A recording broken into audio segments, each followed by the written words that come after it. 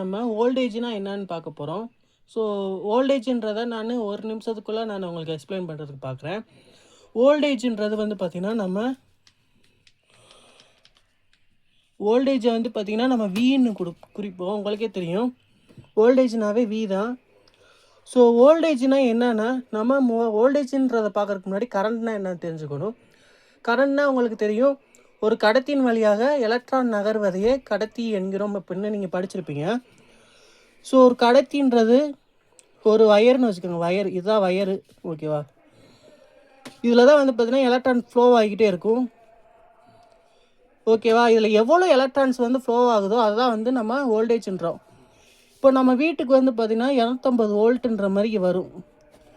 அப்போது இந்த 250னா 250 எலக்ட்ரான்ஸ் வருமா அப்படின்னு கேட்டிங்கன்னா அது வராது. 250 அளவு வரும். அளவு மீன்ஸ் பர்சன்டேஜ் ஆஃப் 250, ஓகேவா?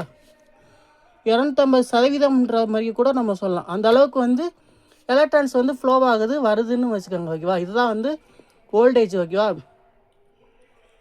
ஸோ உங்களுக்கு புரிஞ்சிருக்குன்னு நினைக்கிறேன். ஸோ இதுதான் வந்து வோல்டேஜ்.